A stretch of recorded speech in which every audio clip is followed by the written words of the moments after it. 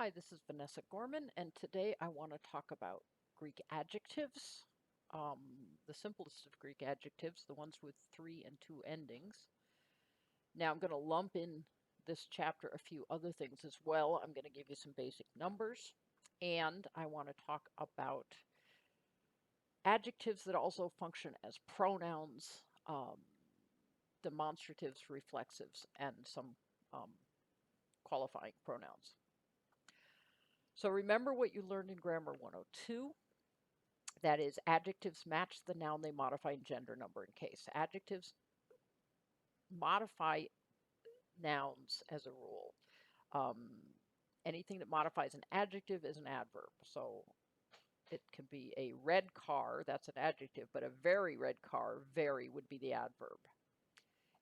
Remember, too, though, that adjectives do not necessarily have the same endings as the nouns they modify because they follow the 3 declension patterns. In this case, we're going to talk about the first and second declension adjectives, which are the regular, basic, 3-ending adjectives. So these endings should look very, very familiar to you from the article, from the nouns we've already seen in the first and second declension. These will always have the same declension, no matter what word they're modifying. And most adjectives are of this 3-ending variety. So the masculine and neuter look alike, except the kala in the neuter plural and the kalon in the neuter singular nominative. The feminine looks like the first declension feminines.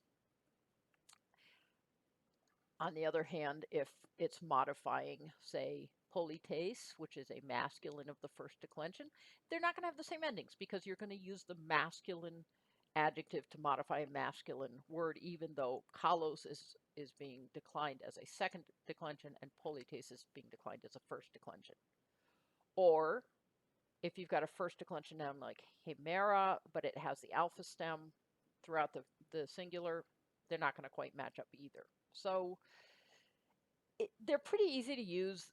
If you've learned these endings, this is why I stress these endings. They're important for so many things. They're pretty easy to use. Now, what about the position of adjectives? There's 3 different kind of positions for adjectives. One is the attributive position, which has the article immediately preceding it, but there's a noun for it to modify. So if you want to say the beautiful days or just beautiful days, you can have the article and then the attribute and then the noun, just like in English. Hai, kalai, hemerai. You can also have the article, noun, article, attribute. Hai, hemerai, hai, kalai. You don't say the days, the beautiful ones. You just say the beautiful days. Or you can have the noun without an article because it doesn't need an article. Noun, article, attribute, hemerai, hai, kalai. All 3 are translated exactly the same. They don't have to be sitting right next to each other in the sentence, by the way. And you don't always translate the. It can just mean beautiful days. If it's not idiomatic English, it's not correct. So that's the attributive position. Adjectives can also have a predicate position. This is when there is not an article immediately preceding it. Hai hemerai kalai, esan. The days beautiful were. So the days were beautiful. It's acting here as the predicate nominative of the sentence. And again, the order can change. You can put the kalai first, but it's not immediately following the adjective or the article, so you know it's still predicate. And you can leave out the verb completely because the verb to be is often just left out. If there's no verb in a sentence, you either assume it from immediate preceding context or it's the verb to be.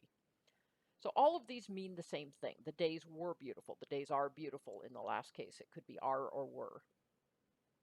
The third way you can use an adjective is substantively. You can use an adjective as a noun anytime the author wants to.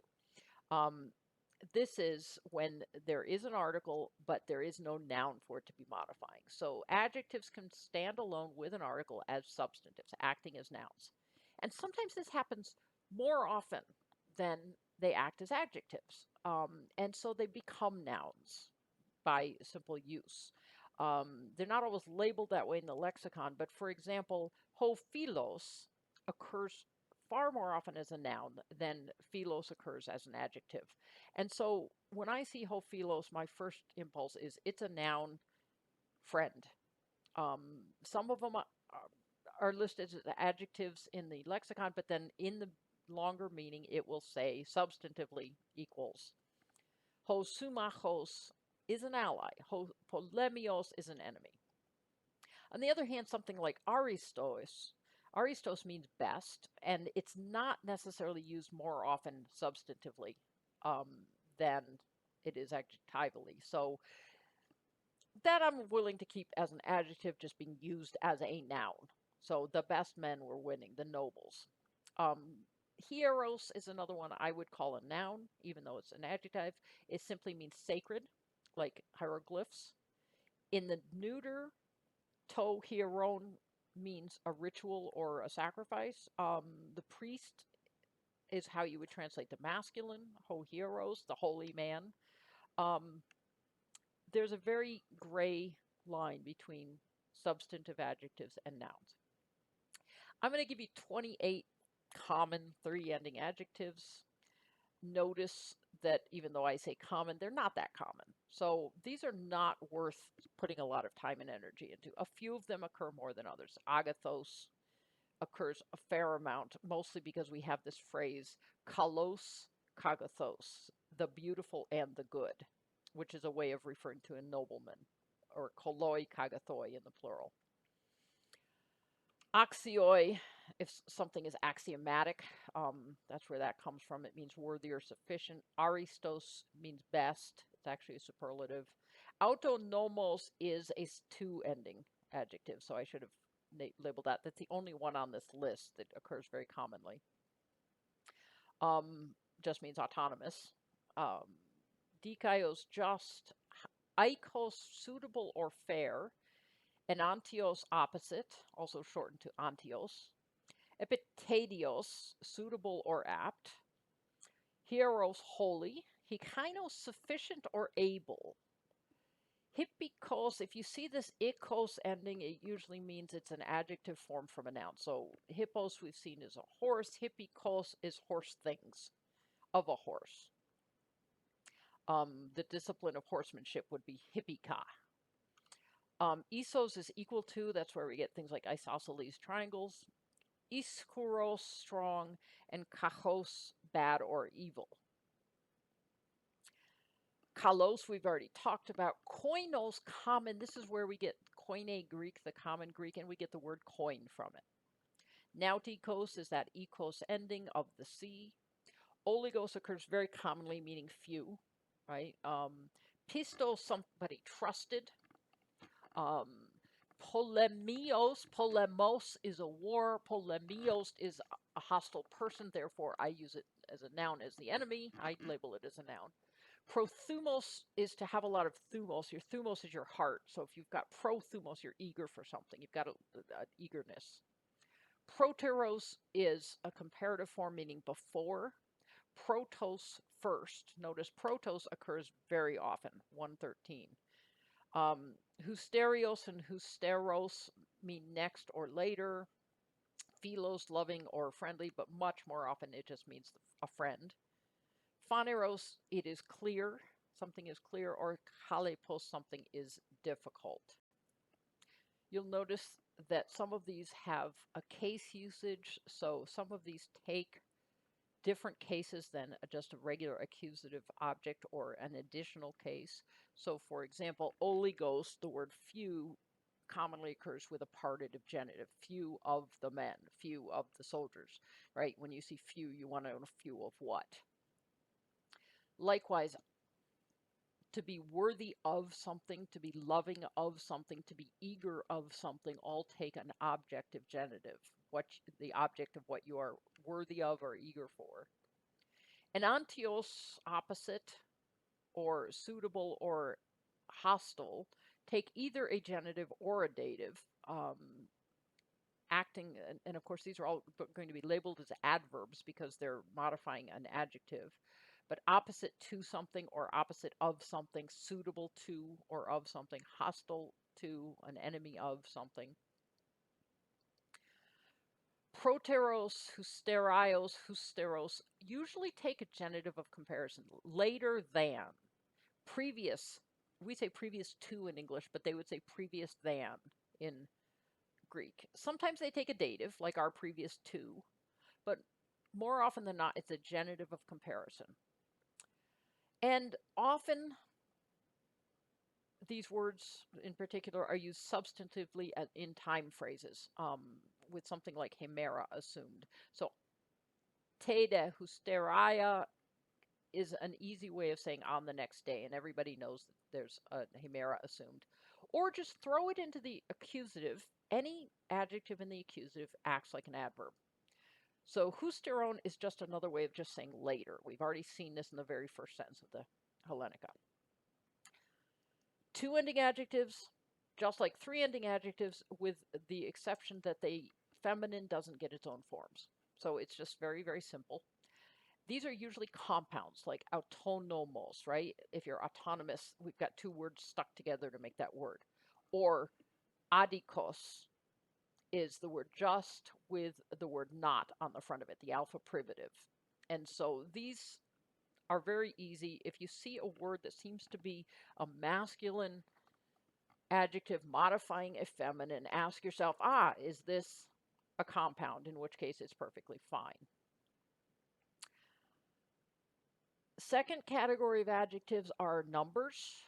The first four cardinal numerals decline irregularly, so I'm going to hold off on talking about the numbers 1, 3, and 4. The number 2 is mostly indeclinable, though they will throw it into a dual. This is the one dual you'll see now and then, because 2 is 2, so it's dual. So in the genitive and dative, you'll see duoin. So that shouldn't cause you too much trouble.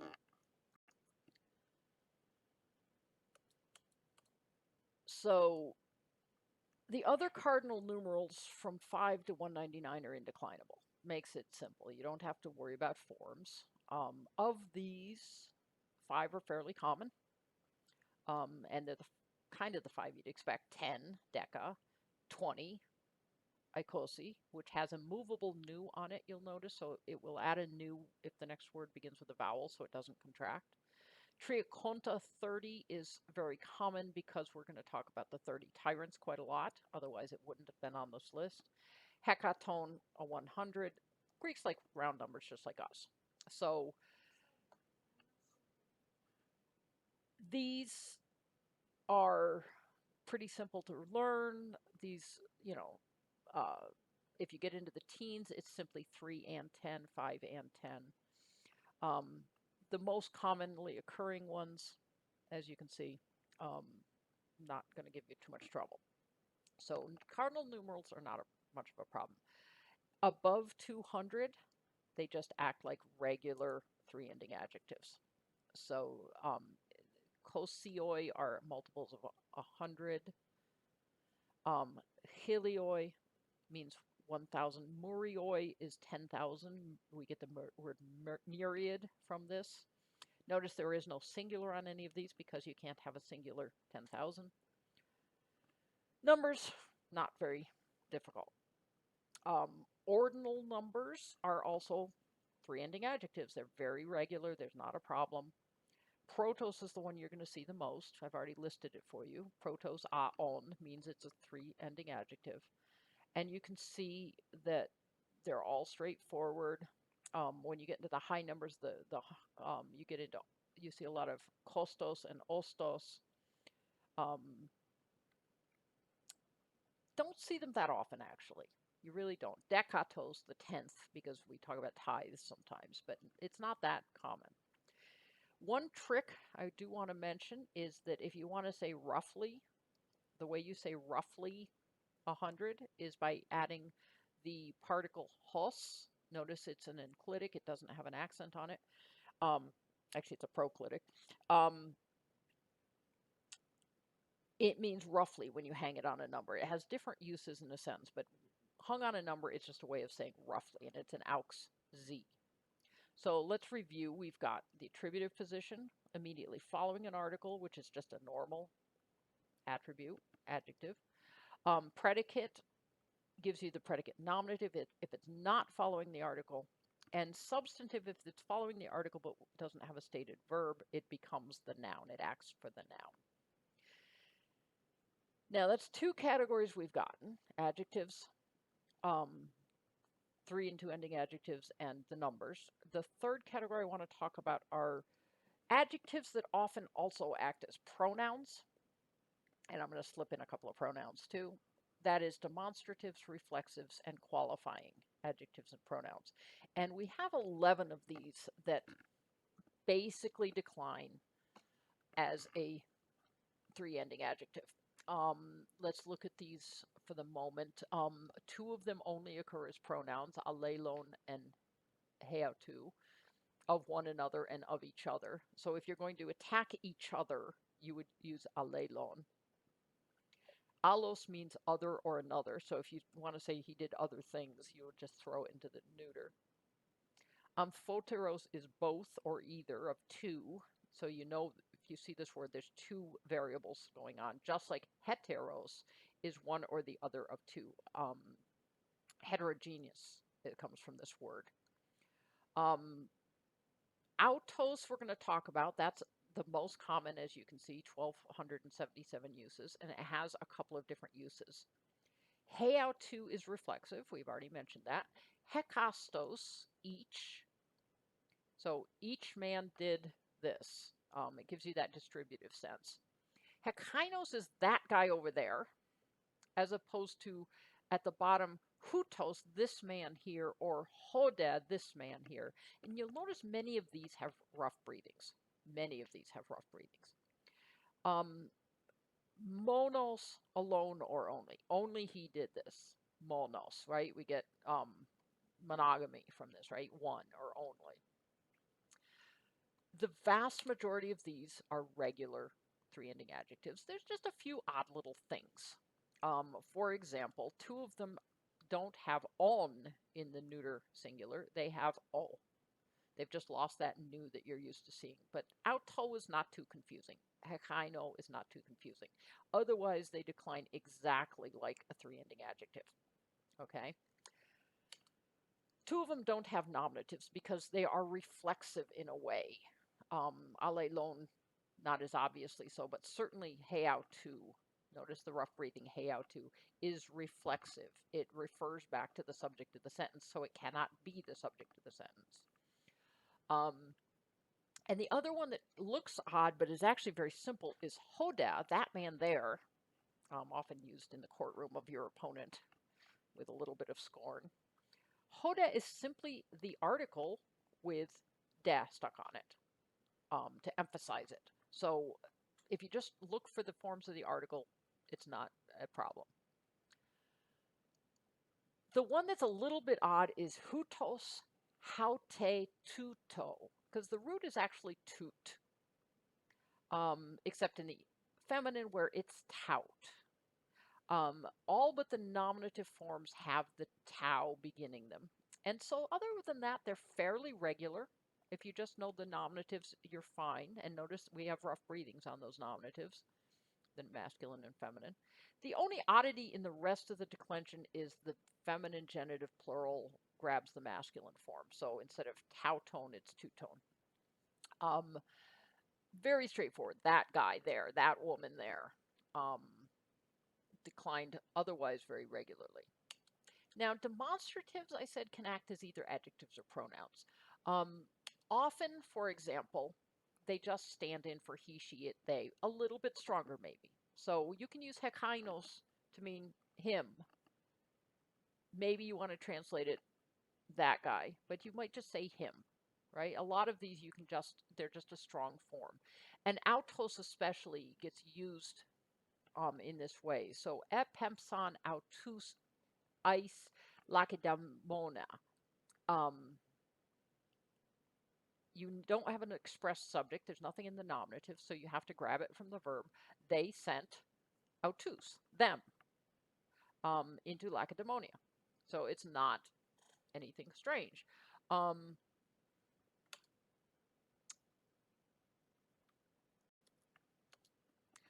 Remember that the article can also act as a pronoun, so you can get hoida, tauta, epoiesan. They, hoi, did these things. Tauta is used a lot for just stuff, right? They did these things. There's some very common idioms. For example, you will often see the sentences begin with meta de tauta, and it's just a way of saying after these things, afterwards, later. Meta de tauta, Tissaphernes came to the Hellespont. You will also see this phrase I've already talked about, hoi parry someone or hoi meta someone, the ones around. And you can use this without to all the time. So the ones around him, it doesn't have to be the ones around Lysander, meaning the person and his immediate entourage. So hoi de metau tu efugon, the ones around him fled. So he and his friends fled. So demonstratives, especially kainos, that man, hoda, this man, hutos, this man. Allos, I think you would call a qualifier, the other, as in amphoteros and heteros. What about the reflexive? Heautu is a reflexive.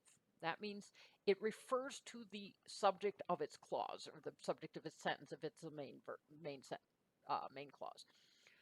You should bring it to myself is a way people speak today to try to be polite and not say me, but it's completely grammatically wrong. It's a hypercorrection that's just silly. A reflexive refers back to the subject. So he led the army himself is correct, not you should bring it to myself. Heautu acts as the third person reflexive pronoun. It doesn't have a nominative form. It declines just like a 30 ending adjective, and it can be contracted to how to with a rough breathing. So sometimes it looks like autos, but you got to notice that rough breathing. This is why breathings can be very helpful to you. If you want it in the nominative to stress something, you use autos. This is one of the 3 uses of autos. So if you use autos in the predicate position, it's not necessarily a predicate nominative, it's simply the God himself. Himself, the God himself. So there's no article right in front of it, so it's predicate, and that's how you treat autos in the nominative when it is used predicatively. So in the predicate position, it means self. In the attributive position, autos means the same. So the God himself as opposed to the same God. So I never had problems with this because it's the same as in English.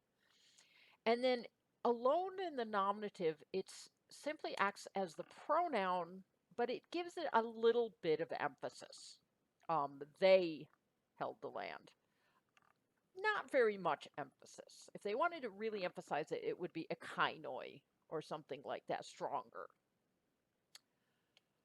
In the oblique cases, it is merely the third person pronoun. That's how you say he, she, it, they.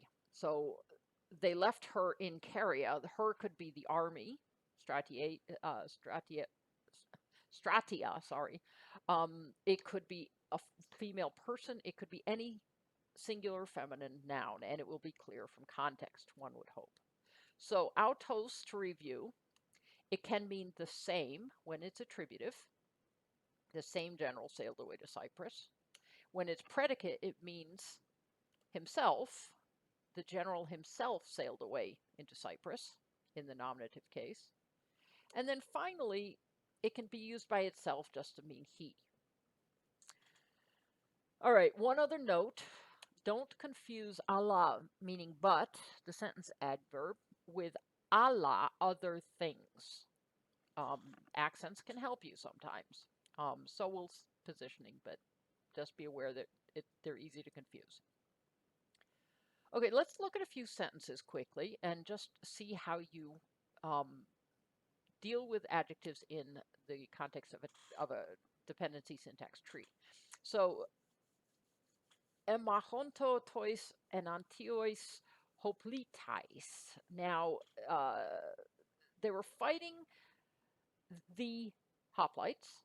That much we're good with. What do you do with enantiois? It means opposite, and it's Used attributively with the word hoplites. Okay, they were fighting the hoplites who are standing opposite, the opposing hoplites.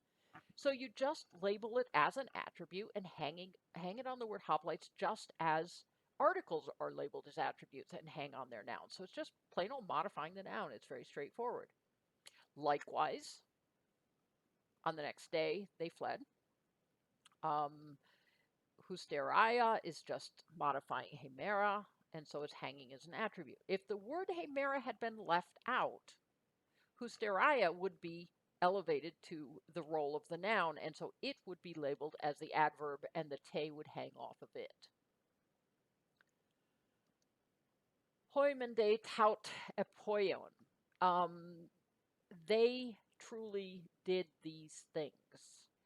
Hoi is your subject, the article acting as the subject, so we label it as such. The verb did. Tauta, again, these things, this. You can just translate it. They did this, depending on what the context is, what makes sense. Main is a sentence adverb, aux, which tells you that there's probably a de coming in the next sentence. Day is truly, so it just strengthens it just a little bit. Okay, let's look at a little bit longer one. Alcibiades. Okay, we've got a long sentence, and I see immediately a men and a des. So we know there's two halves of it. So let's look at the first half. Alcibiades, deton main, hopliton, oligus elaben. Now I see the main verb here. Alcibiades took. So we hang the main verb. What did he take? What's in the accusative case? Well, he took oligus, a few. Okay, so Alcibiades took a few. What do we have left? We have a genitive. Well, that's good, because when I see the word few, I'm looking for a partitive genitive. Few whats, right? They wouldn't match it in the accusative. They wouldn't say a few men in the accusative. They would say a few of the hoplites, and that's what we have here. So hoplites is modifying the few, but the few to me is being used as men, not as an adjective. It's standing alone, even though it doesn't have an article with it. They don't always put the article in. A few of the men. So partitive genitives I have, by conventions, labeled attributes. I don't label them adverbs, as I might otherwise. He took a few of the men. So I'm assuming oligos is acting nominally, or substantively, I should say. Okay, then we have the and. So that hangs at the top as the coordinator. He took a few of the men, and what did he do? Hegeto des te stration estus Bithynius. He led the army against the Bithynians. So now the second noun is hanging as a predco. The two nouns hang on the coordinator as a predco. He led the army, so that's your direct object, into Bithynia, place where. You lead someone somewhere. That's a necessary argument, so those are both objects. Well, not into Bithynia. Against the Bithynians, it's a masculine. Greeks tend to use the masculine plural to refer to a people rather than referring to a country. You don't attack Bithynia, you attack the Bithynians. Okay. Kai duo apektainan, kai hoi aloi epheugon. Okay, let's look at the second half first. Kai gives you the coordination between the two, and so we have a kai. The others fled. They were fleeing, I should say. The others were fleeing. That's pretty straightforward. The other guys, right? Two killed. Now, because duo is indeclinable, we don't know whether it's the subject or the object. So you have to figure it out from the verb or from the context. We don't have a context. Would we say two killed, or would we say they killed two? Well, the word killed is transitive. You need an object for it. So if you can't assume it from the context, you've got a problem. And so in this case, I would say two has to be the object. They killed two men and the others were fleeing. So I've labeled it as the object. It's standing in for a noun because there is no stated noun. Aloi here is acting as a pronoun, and so I've got it labeled as such. Okay, now what do we have? Kata geuon Garsun auto ton deca strategon leon kai Erycinides. Now, got names in there. That's always problematic. Um, we start off with the main verb, so let's look at what that is. Feugon, we know. Feugon is the imperfect. Kata feugon is just a strengthened form, so they were fleeing. Gar is your sentence adverb for, they were fleeing. Soon auto. Soon is the preposition with. Auto is just usually used to mean a pronoun, so with him. Could be with it if the context is right, but in this case, I'd say with him. Okay, then we have a genitive, ton deca strategon, of the 10 generals. Leon kai Erycinides. Now, I happen to know that those are nominatives because I've seen them before. Names can be problematic and they aren't always in the lexicon, but in this case, it makes good sense. We're looking for a subject. The subject is Leon and Erycinides fled with him.